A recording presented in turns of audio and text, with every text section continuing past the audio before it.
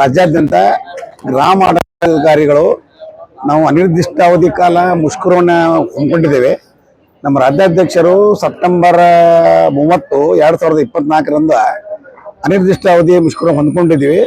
ಆ ಅನಿರ್ದಿಷ್ಟಾವಧಿ ಹೊಂದ್ಕೊಂಡಿದ್ದೀವಿ. ಆವಾಗ ಸರ್ಕಾರದವರು ನಮ್ಮ ಬೇಡಿಕೆಯನ್ನು ಈಡೇರಿಸುವುದಾಗಿ ಭರವಸೆ ಕೊಟ್ಟ ಒಂದು ಕಮಿಟಿ ಮಾಡಿದ್ರು.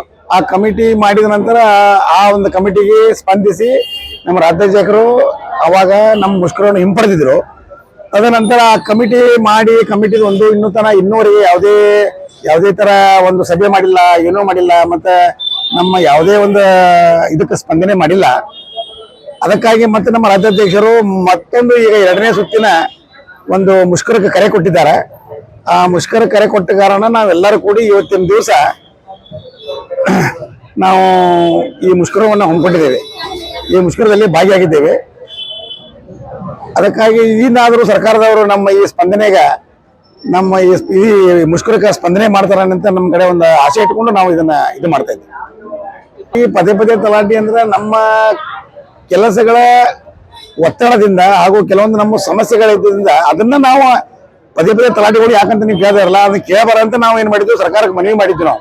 ಮನವಿ ಮಾಡಿ ನಾವು ಮುಷ್ಕರ ಕರೆ ಕೊಟ್ಟಿದ್ದೀವಿ. ಇದಕ್ಕೆ ಅವ್ರು ನಮ್ಮ ಮನವಿಗೆ ಸ್ಪಂದಿಸೇ ಇಲ್ಲಲ್ಲ. ಅದಕ್ಕೆ ಮತ್ತೆ ನಮ್ಮ ರಾಜ್ಯಾಧ್ಯಕ್ಷ ಕರೆ ಕೊಟ್ಟ ಮೇಲೆ ನಾವು ಇದನ್ನ ಮತ್ತೆ ಮಾಡಕತ್ತೀವಿ. ಒಂದ್ ದಿವಸ ಇಲ್ಲ, ಇದು ಅನಿರ್ದಿಷ್ಟಾವಧಿ ಐತಿ. ಸರ್ಕಾರ ಯಾವ ಇದಕ್ಕೆ ಸ್ಪಂದನೆ ಮಾಡ್ತಾರಲ್ಲ